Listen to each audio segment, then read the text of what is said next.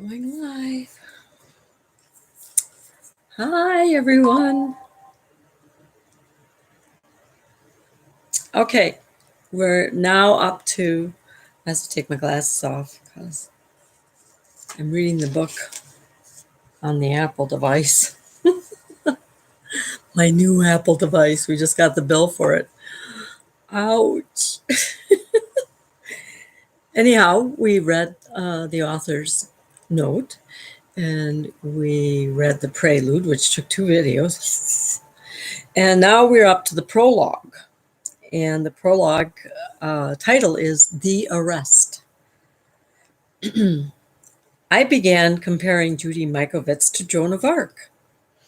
The scientists will burn her at the stake, but her faithful following will have her canonized. That was Dr. John Coffin. What a last name, Dr. John Coffin. Friday, November 18th, 2011. Is Dr. Judy home? I'm Jamie. I'm a patient and she knows me very well. She'll remember me. She said to come by any time. That's odd, Mikovits thought. Patients rarely showed up at her door. The only Jamie she could think of was miles away across the ocean in Hawaii. Hardly a place one comes from unannounced. That's okay, David. I'll take it, she said. She swept past her husband, giving him a quick glance to indicate everything was okay as she walked to the door of her Southern California beach bungalow. Judy often wondered what David must think of her crazy life. Did he know he was signing up for a roller coaster ride when they married? She might be the world-famous rock star scientist, but he was the rock. As a teenager growing up in Philadelphia, Judy's husband, David Nold, had danced on Dick Clark's American Bandstand to musicians such as Sam Cooke, Neil Sedaka, and the Everly Brothers. I know who those are. In his professional life, he had been a personal manager for various hospitals. He was the kind of man who was good at listening, understanding people, and diffusing tense situations. She was often called the brilliant one, but it was David who understood what others tried to keep hidden. The woman standing at the door was tall and dark-haired, dressed in black. Hi, Dr. Judy, the woman said. Do you remember me? Judy Mikovits had her PhD in biochemistry and molecular biology from George Washington University and was an AIDS and cancer researcher of more than 30 years, but people often said she had a second career, a calling, in the language of her strong Christian faith as a patient advocate. That's what nurses take an oath to be, the patient advocate. Over the years, she had run volunteer cancer support groups and would often research and review treatment options for people and accompany them on doctor visits. That's going above and beyond. Most people were terrified to be suddenly thrown into the medical system and were reassured by having someone along who understood the science. She also found that the majority of doctors welcomed the opinion of a researcher, as they often complained that they didn't have time to keep current with the latest research. You can see that. Most people she helped referred to themselves as her patients, even though she was not a treating physician. In the past few years, she had moved from cancer research into a high-profile investigation of myalgic encephalomyelitis. I'm getting better at saying that. Chronic fatigue syndrome. Taking the position of research director at the startup Whitmore Peterson Institute for Neuroimmune Disease, housed at the University of Nevada, Reno campus, Mikovits developed the entire research program that culminated in an article. Oh, there comes that yawn. That culminated in an article in 2009 in the highly prestigious research journal Science, showing an association between a newly discovered human retrovirus, XMRV, xenotropic murine leukemia virus-related virus, and ME/CFS, or that virus with the chronic fatigue syndrome. There had been a partial retraction of the work a month earlier, but for many reasons, Mikovits still believed the theory was sound and needed rigorous validation. Over the past 5 years, Mikovits had counseled ME or chronic fatigue syndrome patients in much the same manner as she had counseled cancer patients and felt she could tell pretty quickly if a person was suffering from the disorder. Patients were often unnaturally pale, sometimes too thin or overweight in a sickly way. And there was something about the eyes that looked different. She understood that calling what these patients suffered from, fatigue, was like calling the atomic bomb dropped on Hiroshima fireworks. Over a spectrum of severity, many of the most severely affected spent 23 hours a day in bed with the shades drawn because of their utter weakness and light sensitivity. Many of the patients had been active, vital people before their affliction struck, with a good number engaging regularly in rigorous athletic pursuits, like running marathons or long-distance cycling. Their physical breakdown was often looked upon by doctors as some sort of unconscious psychological disorder, as if these people who lived life to the fullest had simply decided that life was no longer worth the trouble. But the disease was without mercy, lasting for decades and taking decades from patients expected. And taking decades from patients' expected lifetimes. The former chief of viral diseases for the Centers for Disease Control and Prevention claimed the level of disability of many of these patients was similar to terminal AIDS patients and those in end-stage renal failure. So patients' comparisons to a living death were apt. Now I'm a dialysis nurse, so I know all about end-stage renal failure. My goodness, it's rough. But the years generally did not bring death. Although an unusual number of patients developed rare types of cancers, salivary gland tumors or B-cell lymphomas. This fact, more than any other, is what drew the former cancer and AIDS researcher toward this research. Why would years of a fatiguing illness result in an elevated rate of rare types of cancers? She felt there were some intriguing avenues to explore. Yes, Judy Mikovits had learned a great deal about ME or chronic fatigue syndrome in the past 5 years. She stared at the woman in her doorway and felt a sudden chill. She was certain the woman didn't have the disease, that she wasn't a patient she had ever seen before. "I don't know you," Mikovits said to the woman, and began to push the door shut. Reagan Harris first got to know Mikovits when she called the WPI in December of 2009 after reading the Science article. Reagan was surprised and flustered to suddenly be speaking to an internationally recognized scientist. But Mikovits quickly put her at ease and asked Reagan to share her story.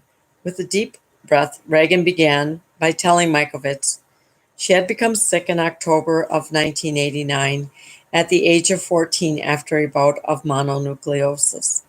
The following year, she had been diagnosed with ME or chronic fatigue syndrome, and from that point on, life had been a roller coaster ride.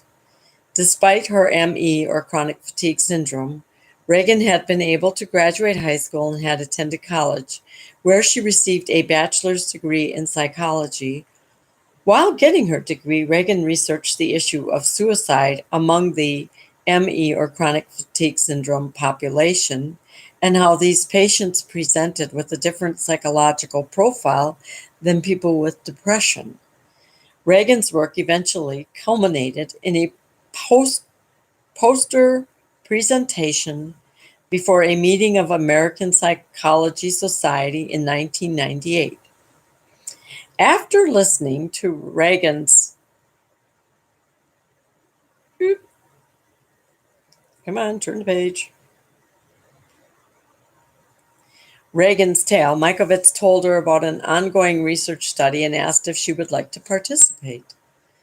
I can never give you back the years of your childhood that were stolen from you, said Mikovits, but I think we can prevent this from happening to other kids. Will you help me take this thing down forever?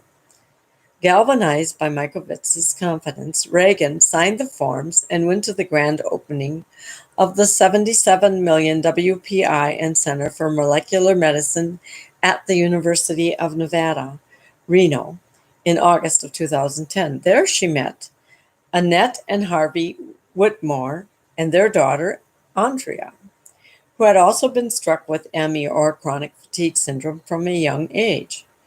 Reagan couldn't wait to make her own contribution to this effort. Reagan moved to Nevada in September of 2010. She planned on volunteering for the WPI, hoping it would lead to a paying job. Judy and David were warm and welcoming, often taking Reagan out to sample the local cuisine. When Reagan first arrived, David spent some time driving her around Lake Tahoe, eventually shuttling her to Glenbrook, the exclusive gated lakefront neighborhood where the Whitmores had one of their many residences. When David approached the gatekeeper at Glenbrook, the large gates opened as he said, "Whitmore."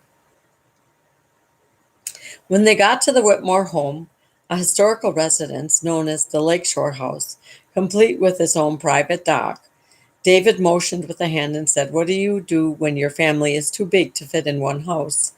You buy the one next door as well." The Whitmores own two houses on Lake Tahoe. When Reagan flew home to Massachusetts that Christmas, she couldn't wait to tell her mother all about her run-in with the Nevada royalty. Reagan gushed about the wealth and influence of the Whitmores, noting, "My God, they've even got a movie theater in their house. You would not believe this, Mom. Can you imagine what it's going to be like if I can work for them? It would be so cool." It would be cool. Reagan's excitement was not fully celebrated by her New England mother, who said, "Reagan, I never want you to be seduced by money and power. You remember one thing. Anybody who is powerful enough to give you everything is also powerful enough to take it all away." Mikovits had almost latched the door when she heard a male voice shouting, "Hold on there." A man identifying himself as University of Nevada, Reno campus security stepped out from behind one of the large bushes in her yard and strode quickly to the door. Dr. Mikovits knew this man. He had investigated the robberies that had taken place at the WPI when she had been the research director, where she had been research director. That was in the past now. On September 29th, 2011, she was fired, receiving the dismissal call on her cell phone from Annette Whitmore, president of the WPI, as she walked home. While the experience of being fired could shake anybody, how many could claim the news had been reported in the pages of the Wall Street Journal? The article by the well-respected journalist Amy Doxer Marcus in her health blog section of the Wall Street Journal had given a fair account of her firing. Whitmore told the health blog that she and Mikovits were not seeing eye to eye on who controlled the cells. Research on retroviruses and their possible connection to chronic fatigue syndrome, as well as other diseases, continues, she said. "We will keep going down that path as long as it continues to show promise," Whitmore said. Annette Whitmore's given reasons for firing Mikovits would change several times over the ensuing months, but she detailed them in a letter sent to Dr. Mikovits on September 30th, 2011, which, among other things, accused Dr. Mikovits of insubordination. On October 1st, 2011, Dr. Mikovits sent a response to Annette Whitmore addressing the event that had ostensibly caused her firing, as well as more concerns she had about the management of the WPI. Mikovits told Annette that as the principal investigator on the National Institutes of Health R01 grant, Mikovits alone was legally responsible for all resources on that grant, and that Mikovits alone was the one who should have decided the appropriate allocation of those resources. Mikovits was pleased that Annette hoped for a smooth transition regarding Mikovits' departure. However, as Mikovits was the principal investigator on 3 grants housed at the WPI, 2 from the NIH and 1 from the Department of Defense, she told Whitmore that she fully intended to continue her research on those same grants, but at another institution once one was found. This is common practice in the scientific community. The principal investigator takes the grants with her if she leaves the institution. Her break 6 weeks earlier with the Whitmores had been sudden, but Mikovits was eager to move forward with her life and her research. The next day, she was scheduled to fly out to New York City to participate in the celebration of a multi-million-dollar ME, or Chronic Fatigue Syndrome initiative, to be run by ME Chronic Fatigue Syndrome physician Dr. Derek Enlander of Mount Sinai Hospital. Mikovits and Enlander were also scheduled to discuss ways in which they might collaborate after her departure from the WPI. But she would never make that trip. A thud at her feet made Mikovits look down. She realized the woman had dropped a microphone and a recording device. "That's illegal here," said Mikovits. "You can't record me without my permission." "We're just here to get your side of the story," replied the woman as she picked up the fallen items. I love how God works. "Fine, then, you can come with me to my lawyer's office. I'm on my way to meet him." Mikovits again tried to close the door when 3 burly Ventura County Sheriff deputies came around from the driveway. My God, her property's crawling with them. One of the deputies was brandishing a yellow piece of paper. "We have a search warrant." The deputies came onto the landing, pushed the door open, and proceeded to enter the house, pushing Mikovits' husband along with them. "David," she called out, "call the lawyer." Just that morning, she had called her attorney's office to ask if there were any warrants out for her arrest. On November 4th, the WPI had filed a civil case against her, claiming she left with intellectual property, specifically her notebooks and computer files. As a principal investigator on 3 government grants, Mikovits knew she was legally required to maintain and protect copies of all data under federal regulations and her UNR contract as an adjunct professor. In addition, since her research was being challenged by the scientific community, she needed to possess this information to defend the work. The attorney had found her trepidation humorous and said he didn't see anything that serious arising out of the civil case. Just to calm her, he had checked. There were no arrest warrants. But Mikovits still sensed something terrible afoot. That gut feeling, don't ever ignore it.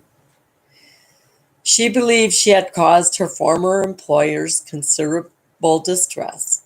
Viral Immune Pathology Diagnostic, a for-profit clinical lab loosely associated with the WPI and owned by the Whitmores and Lombardi, was selling an unvalidated diagnostic test for the XMRV retrovirus, one which they would later discontinue selling.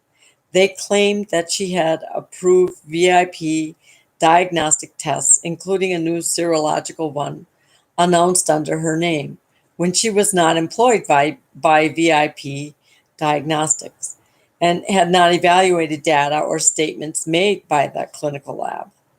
Mikovits believed she had cut off a lucrative source of revenue for the WPI when she had vocalized all of this on September 23, 2011, at the Ottawa conference, saying, "VIP Diagnostic Lab will not continue XMRV testing because it hasn't been shown to be reproducible in the blood working group." Apparently that's important. She was fired 1 week later. Others were already concluding the test was problematic after the release of the report from the BWG, the group founded to investigate whether the retrovirus posed a threat to the blood supply. I suppose that's an important thing. Next came the replication study coordinated by Dr. Ian Lipkin of Columbia, one of the world's most famous virologists. A few days after Mikovits was fired, Lipkin had called to ask if she had confidence in the integrity of her former employers, the Whitmores, to allow her to perform the study in Reno. Mikovits told Lipkin that she did not have confidence that the study could be performed at the WPI. It was not until November 14th, 2011, that Lipkin emailed Mikovits saying he had decided not to have the WPI participate in the study, a decision which would potentially cost the Institute a great deal of money. Despite these financial hardships to the Whitmores, Mikovits believed she was acting the only way she knew how, as an ethical scientist. The woman in black took Mikovits by the arm and motioned for her to come out onto the porch. "We just want to hear your side of the story," the woman repeated. "Do you have any WPI property?" "I do not," Dr. Mikovits answered. "Everything in this house is mine." She knew what they were looking for: the research notebooks. The notebooks, which she feared would have ended up on the bottom of Lake Tahoe, been altered, or otherwise kept from public view, had she not secured them. The open access to research, especially research funded by the government, was the property of all. She didn't have the notebooks, didn't even know where they were, but she knew they were safe. She believed that her assistant, Max Faust, had secured them. Whatever she had discovered or the mistakes she had made, the evidence would be there for all the world to see. "Do you have a black laptop?" the woman in black asked. Suddenly she's not a patient. "Yes, it's sitting right on the table, but it's mine. It was a gift." "From whom?" "Annette Whitmore." Mikovits remembered the extravagant 2007 Christmas party, the first WPI Christmas party, when Annette had presented her with the black laptop, a backup disk drive, and a printer. The only stipulation Annette put on her present was that Mikovits had to promise to back up the hard drive on the disk drive that stayed at the lab. Thus, as Mikovits understood it, there should be 2 copies of all data, one for the principal investigator, Mikovits, and one backed up on the drive at the lab. Annette even gave Mikovits the receipt for the computer in case there were any problems. The Whitmores were political contributors to U.S. Senator Harry Reid. Oh, I don't like that man. Nope. A Democrat and the majority leader of the Senate, as well as many other politicians. All 4 of Harry Reid's sons had at one time worked for the law firm where Harvey Whitmore was a senior partner. In addition, Harvey Whitmore had personally helped advance the legal careers of 2 of Reid's sons, and one of the sons, Leif Reid, had become Whitmore's personal lawyer. In a 2006 article in the Los Angeles Times, Harvey Whitmore is quoted as saying, "You have to understand how close the Whitmore and Reid families are. My relationship with Senator Reid goes back decades." Harvey Whitmore was often identified as one of the most politically influential individuals in the state of Nevada, earning nicknames such as the 64th legislator for his help in drafting the state's first business tax and being among a select group of 4 wealthy men known as the Power Rangers. After the popular Saturday morning children's show, one report of Nevada state politics had quipped, "Governors come and go, but the Power Rangers stay the same." That's true. Ominously, one of the Harvey former associates said Harvey Whitmore has a different moral compass than the rest of us. One of the Whitmore's children, their daughter Andrea, had been struck down with ME, or chronic fatigue syndrome, when she was just 11 years old. Her parents were tireless in trying to find a cure for her, and through the work of Mikovits and others, Andrea, now in her 30s, was close to recovering her health. This personal connection to this disease made Mikovits believe that she and the Whitmores would always be on the same side. The case brought by the WPI against Mikovits was an unusual one. According to her civil attorney, Dennis Neal Jones, The complaint alleges what I guess you could call industrial espionage, and the defense is basically a whistleblower kind of defense. It was much different than the typical cases Jones handled. Both Jones and Mikovits' bankruptcy attorney, David Folan, would be disturbed, however, by the legal maneuverings deployed against Mikovits.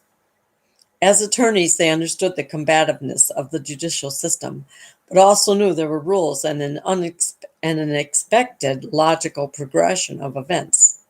An expected progression. Logical progression.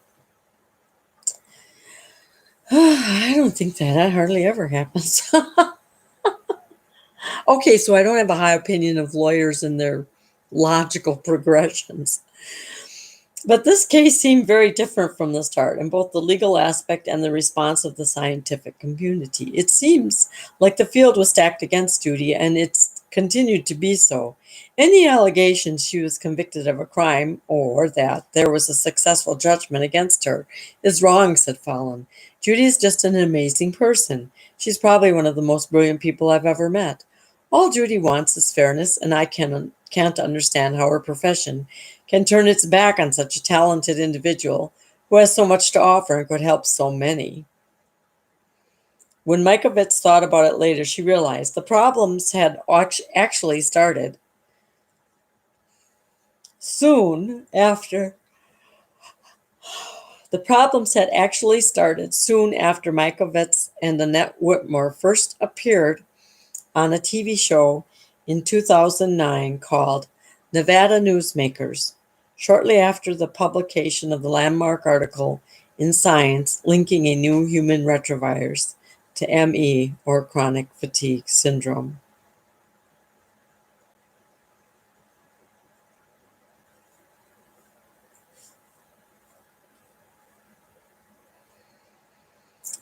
Okay, I'm getting a strange thing that's saying I should buy it, but I've already bought in this book.